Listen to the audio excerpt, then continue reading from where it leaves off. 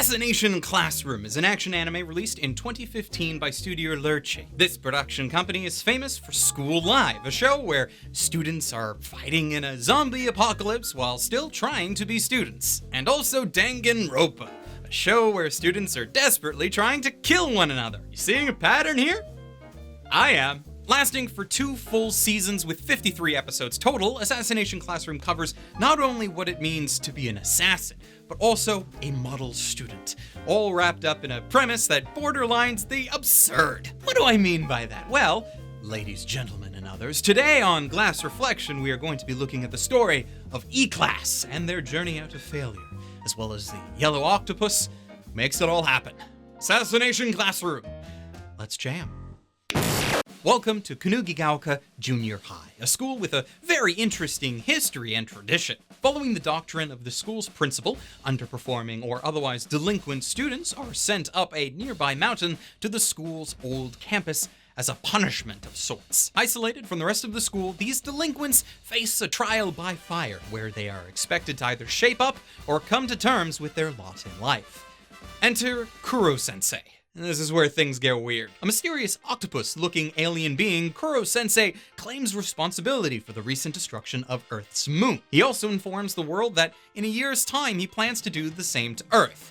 Their only hope is to assassinate him before this happens. But unfortunately for them, he is a super-powered cheat code of a being, able to travel at Mach 20. Thankfully, though, he also laid the condition that during the Earth's final year that he plans to take up the mantle of teacher to the aforementioned dead-end class of delinquents with the goal of nurturing them not only into better students, but also into better people. The students are now tasked twofold: graduate from junior high in 1 year and also kill the octopus before the Earth is destroyed. You might have realized that this kind of sounds absurd. Why would an alien both want to destroy Earth and also teach some random class of junior high kids, an act that would be nullified at the end of the year regardless, unless they successfully kill him? And that's the crux of the whole show, actually trying to unravel the premise into something that makes a lick of sense. But in the end, the premise is almost brilliant in how it achieves Koro-sensei's actual goal of nurturing the students.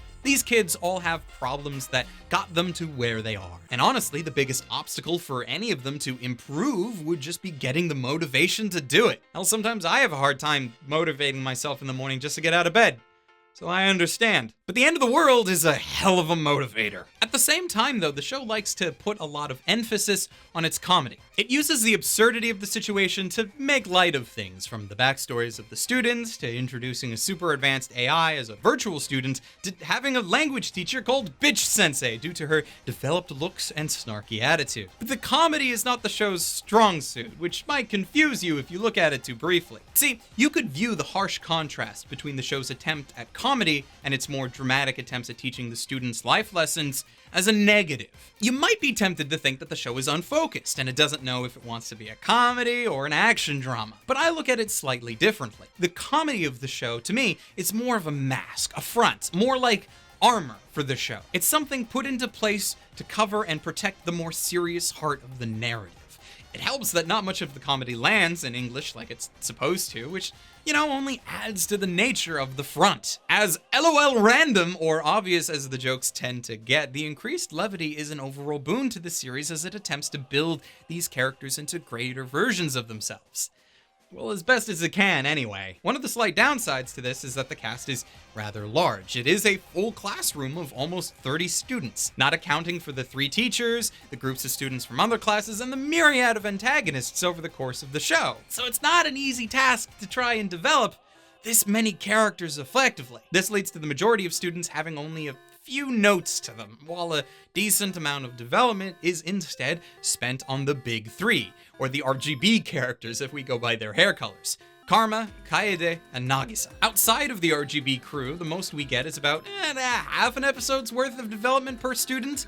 It's enough to individually showcase who most of these students are and the quick, minor adjustments that Koro-sensei can make to massively either improve their lives or their outlook for the future. Some of these work well with very little effort. Isugai, the class president with a poor financial background, for example, landed himself in E-class after being caught working part-time outside of school to support his family. Then there are others, like the aforementioned Kyoushitsu, that gets instantly backburnered after her introduction, unless the class needs a MacGuffin hacking method to advance the plot. And even then she's susceptible to being hacked herself and then becoming absolutely useless. While the large cast of characters is nice for the variety, and while the show does try its best to keep most of them from being one note, there is only so much it can do, even with 50 plus episodes. But while the spotlight on any one student outside of the main cast is few and far between, there are plenty of times when the teamwork of the group as a whole makes up for it. Of course, this doesn't mean that the stories of the main cast suffer. Quite the opposite, in fact. Karma is an intelligent but underachieving mastermind who gets a worldview swap into actually giving a damn about people other than himself, with a reasonable arc to facilitate that to boot. Nagisa, on the other hand, is almost the complete opposite. He cares very little for himself, to the point of making a kamikaze strike against Koro-sensei as one of his first assassination attempts. The duality of these two characters and how they slowly journey to a more productive middle ground is key to their individual arcs and is cultivated by Koro-sensei's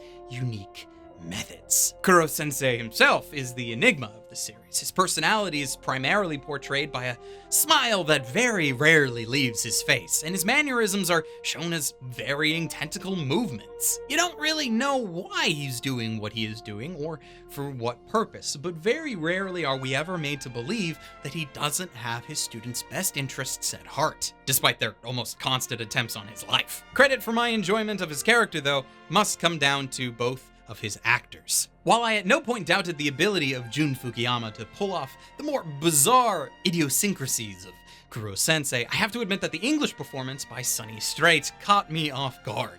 Honestly, the English dub as a whole for the series is probably one of Funimation's best from the past several years, in part because how easily it could have been to screw up such an off-the-wall series and character like Koro-sensei. But in all honesty, they nailed it. Now, the title of the series contains two words: assassination and classroom. While the former is how it started, the latter is how it ended. Though the assassination aspect of the series never fades, it doesn't end up in the forefront as often as one might expect. Largely, I found the series to be a modern version of one of my favorite classic anime, Great Teacher Onizuka. It's a series about a less-than-average teacher finding great success in obscure methods to teach not only his students, but also the audience some very important lessons that they can take with them beyond the end of the series. Assassination Classroom is very similar. It's not just a show on how we can learn to teach kids.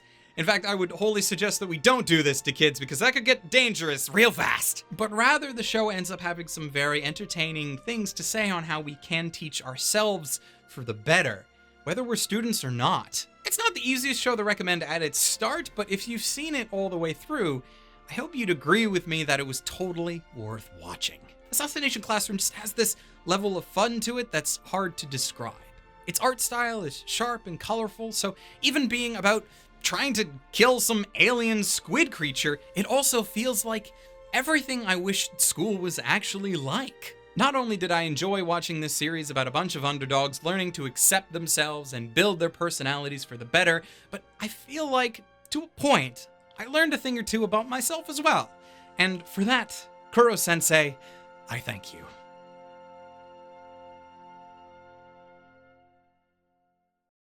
So it shouldn't come as a surprise that I rate Assassination Classroom in its entirety a certified Frosty, a rating for only the best of those shows too important to ignore. It's really a fantastic series that I had a really hard time trying to write about. It's just one of those levels of, it's very easy to rant about things you don't like. It's harder to find things that you do and be able to explain them in a way that people can understand. It's just really a fantastic series, and I hope that you'll check it out after watching this video, which you can do over on Funimation, and I'll put links down in the description for your benefit if you decide to check it out. If you need further watching, however, outside of this show, the aforementioned Great Teacher Onizuka is another fantastic watch if you can look past the 20-year-old animation. I know that's difficult, but So my second recommendation goes to Sayonara Zetsubu Sensei, which leans far more into the comedic side about a teacher who keeps considering suicide on a regular basis. None of these recommendations is available on any legal streaming services at the time of this writing, however, but Onizuka can be picked up from Discotek on home media at the very least. Lastly, a very special thank you to my patrons, without whom I would be unable to do what I do, so I am eternally grateful. Specifically, though, I want to give particular shoutouts to patrons City Amako, Ryfan Bonaparte, Rune Jacobson, Calhoun Boy, Richard Emile Bradley, and Hector Montemayor for being especially awesome. You guys are great. And until next time, ladies, gentlemen, and others, watch more anime and stay frosty.